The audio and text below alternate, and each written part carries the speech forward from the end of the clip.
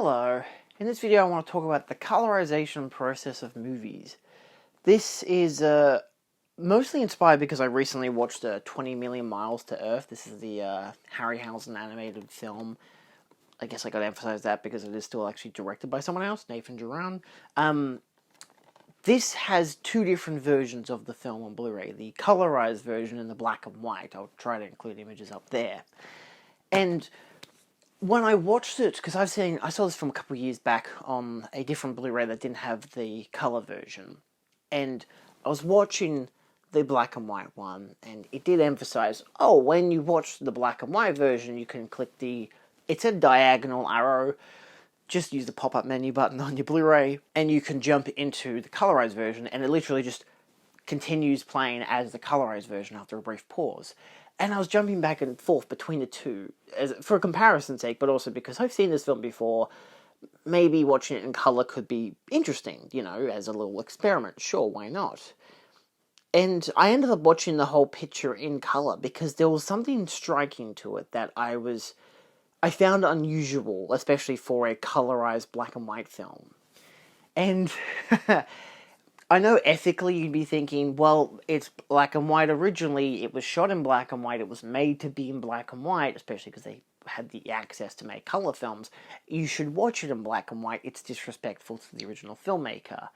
And I disagree because of this film, in contrast to something like It's a Wonderful Life, which infamously has a colorized version that looks like, kind of the same, but you feel like it feels like dog shit in comparison.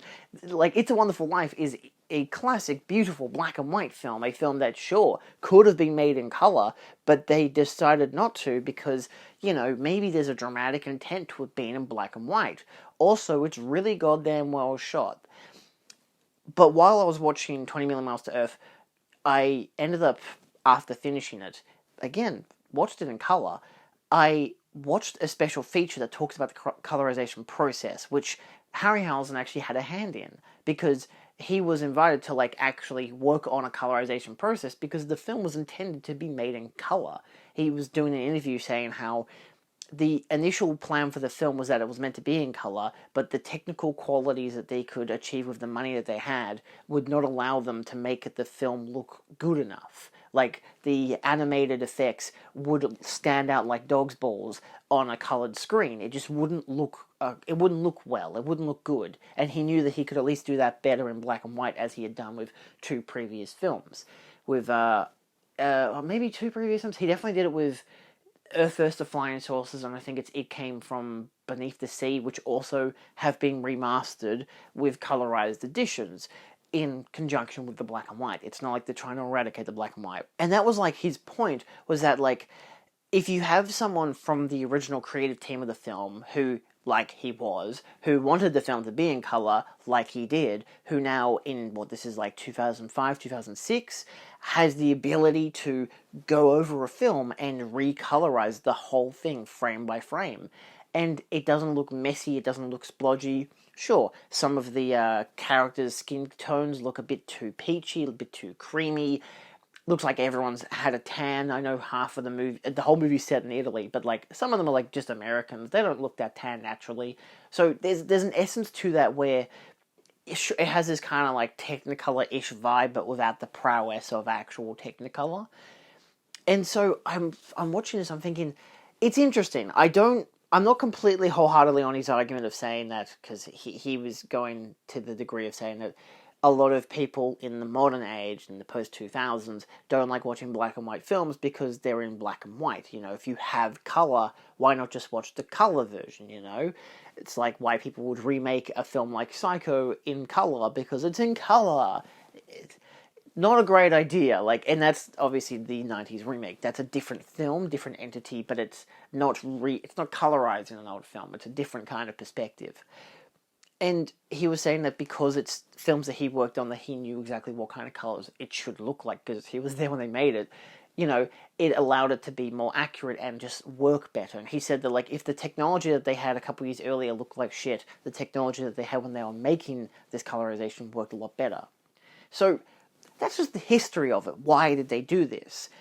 And ethically speaking, I even asked my dad after I finished watching it, I was like, oh, if you had the opportunity to watch a colorized version of a film, would you do it? And he's like, no, because there's so many qualities to black and white film that also is usually because of initial intent. Maybe they have budgeting reasons and they couldn't film it in color, so they filmed it in black and white, which does not apply to modern films. The amount of times I will see that on like a new film that's on Netflix or something that's like digital photography, and they're like, oh, they filmed it on black and white because it's cheaper. It doesn't change anything. Actually, it kind of makes the process more complicated because you got to make sure that everything looks appropriate for a black and white color grading. You know, shut up. But in terms of older films, like that were made on film that didn't have the budget or decided, artistically, let's make black and white because artistically, black and white looks better for film and can, give you that kind of dynamic range of the good and the bad and the moral grey undertones. Like, there's a lot of great, what do you call it, things you can read into when it comes to a film that's in black and white.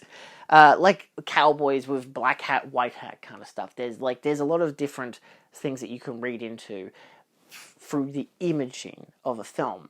And the color version of this film doesn't exactly take away from that element. It kind of makes it a bit pulpier in a way. And it was just strange because I've seen the, unfortunately, It's Always It's a Wonderful Life in color. I've seen that version, and it looks similar enough to this. I'd assume that they made the same kind of process, but the reason for it existing is vastly different. You don't have anyone from the original creative team coming by and being like, hey, you know what? Let's make this Frank Capra film into color. That's what the kids want to see. They want to see Jimmy Stewart in peachy cream. No one wants that. It's Harryhausen himself said in the interview that he would never go back and do a film that was designed to be in black and white and colorize it, like a film like Citizen Kane. He said that there's so much texture and contrast to a black and white film that sometimes it's intended to look that way. Who'd have thought? You could make the argument easy peasy that it's disrespectful to the original filmmaker, to the original craft. I find it amusing that they waited until the director of this movie died before they went back and was like, hey, what if we colorized it, But again, it was initially intended to be to have color. So there's elements to it where you can see that there's at least a creative leeway, Harryhausen wanted it to be in color. They wanted it when they made it to be in color. They couldn't do it because of budget and because it just didn't apply to the animations couldn't blend well with the color print film that they had. That's how low budget that it was. So it's I can see that. That makes sense to me. And watching the two, which is kind of the main stickler here, you can watch either. There is freedom of choice. With It's a Wonderful Life, I got the Blu-ray of it that didn't have the black and white edition. It was just the color version. And now I didn't know at the time because it was my first time buying the film on physical, and it was $12, $13. Hey, sure, why not? It's a Wonderful Life. It's a classic, or so I've heard. I don't know if I'd even watched it as a kid, but it was I knew of the film. It had lived in infamy as one of the greatest, Christmas movies of all time, whatever. Ironically being released in July and being a box office bomb. But at the same time, I watched it and I'm like, man, this looks really bad. And then, I showed it to Dad and he's like, what the fuck is this? This looks like shit. Because it does look like shit. It's this is not the intended way that this film is meant to look. It's trying to get the younger audiences who don't like black and white because they're a bunch of cheapskates. But hey, look, we've aged out of that. Now we don't like sex scenes. Bunch of weirdos. But it's you look at the original black and white version, which they did end up re-releasing individually, plus also in a 4K UHD format, which looks fucking stunning. It's that's a good looking film because it's in black and white. The color version, nah, I ended up giving it to my grandparents. Whether they watched it or not, I don't know. I don't think they would even know that it was not meant to be colorized. But I was watching a bunch of westerns with Dad, and that was the kind of thing where it's hey, all these John Wayne westerns are in color, and then we jump to later in his career, a lot of them were originally black and white, whatever. But we jump to The Man Who Shot Liberty Valance, and it's in black and white. Oh my god, I wonder if that was an artistic choice. like, there's been another example I've seen recently pop up on Twitter. A guy was posting images of the original Godzilla film, and they've colorized the images. And they say it's going to be released by November. Whether that's an actual release of the whole entire thing, whether I assume Toho would like copyright the hell out of that. It's interesting to see someone do that, where it's a film that looks outstanding for its black and white visuals. There are some shots that they have shared that do look great with its contrast in colors. There's a city burning shot where it's got different layers of from blacks to grays, but also whites and oranges and reds. Like it's got a great color palette to it. But again, that's just a fan doing it, not an official release. So it's kind of like, I mean, sure, if this is a project you want to do, which you're not making money out of and you're just doing it for fun, sure, why not? You know? But if you're going to try to release it and make it a physical thing, which they won't have the rights to, they won't be able to do that. It's like, yeah, that would be a bit of a stickler. Like, oh, that's a bit, yeah, nah. As an end-all be-all, it's interesting to see that there can be colorizations of films that have artistic merit. My pros to the film is that I do like its colorized look. I watched it fully in color. It looked pretty decent. Like, sure, there's still an effect to it that doesn't look completely, like, true to nature, but I'm also like, I don't mind because I was watching... It was the second time I'm watching it. It's not like I'm watching it and be like, nah, fuck black and white, I'm just going to watch it in color. It's like, I wanted to watch it in color because I wanted to see how it looked and how it felt. And it felt like a different experience in a way. And I still appreciate the black and white version, and I appreciate the fact that the Blu-ray, the physical release, I mean the original DVD when they released it for the 50th anniversary, which is what this colorized version was made for, has both versions. You can get the black and white and you can get the color version. You can even rent them online as either or. So the fact that both of them still exist is good. This isn't we're eradicating the black and white, we're just doing the color version. Like, I think they tried doing that with something like It's a Wonderful Life. There's a bunch of colorized films and even like Three Stooges and stuff where they would try to eradicate the original black and white because no one's going to watch black and white anymore. Black and white's for chumps. But then nobody liked the colorized versions, so they were like, fuck it, we'll just release the black and white versions instead and remaster them and make them look the best they've ever goddamn all looked. So it's like that idea of colorizing something backfired for like the 10 years of like from the 2000 to 2010 of them trying to do this and then failing and then realizing, look, we have the technology, it's nice, sometimes it works, sometimes it doesn't. Let's just try to stickler of having both. Like, if you want to have real artistic merit present in your release, have both versions available and properly remastered. Ideally, this film is not properly remastered, but sounds great with the original mono, and it looks decent enough for a B-movie sci-fi from the 50s.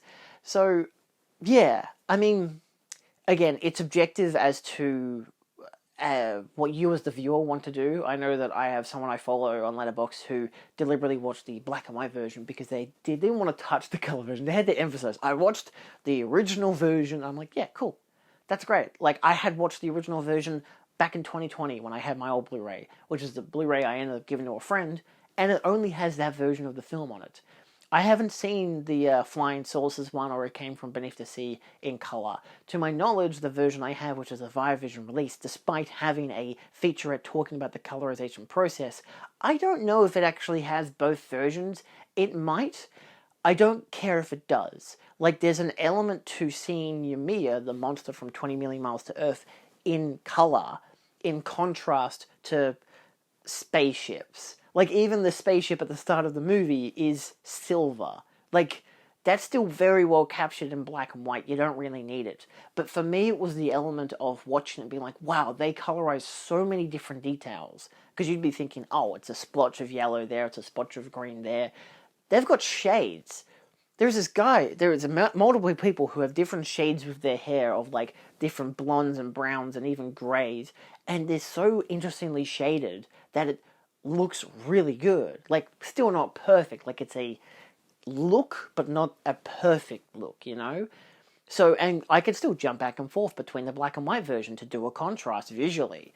And it just feels like they've just slapped color onto it. And you see the ocean and it ripples and there's different blues of white, like different whites and blues and light blues and dark blues all mixed throughout. Ymir has different textures of green and darker green and lighter green. Like, there are different shades to it. It's not just one thing that's been has a certain color stuck to it.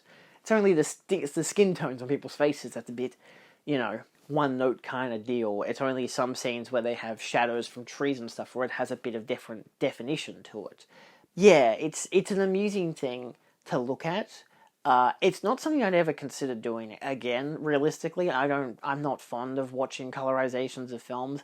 Maybe if I watched this film again, I might be like, you know what? I'm just gonna watch the color version. Like, I can. It's freedom of choice. I can do that. It's my Blu-ray. It's how I want to watch the film. But I might be watching it with someone who's like, oh, let's watch the black and white version. I'd be like, yeah, sure. You're like, I have no argument against watching the black and white version. We can watch either, which is what's so fun about it. And again, why it's such an inclusive set rather than being, nah, it's just black and white or it's just color. It's like, nah, you can do both. But I don't think that there should be further colorizations of films. Like, I feel like I really got to hammer that down. I don't think that this is a good technique. I don't think that this should happen, but it is what it is. They did it, they had artistic intent behind it, it makes sense. But then you contrast that to, again, It's a Wonderful Life. Doesn't feel like there's artistic intent, and it instead feels like it's just for the money. And I don't like that. So, yeah. Anyway, let me know your thoughts down below if you've watched any colorizations of films, and if you think the technology is justified in its use, or if it's just a cash grab because people don't like black and white. Anyway, also let me know what you think of sex scenes down below. See you guys at the next Sydney Sweeney movie. Adios.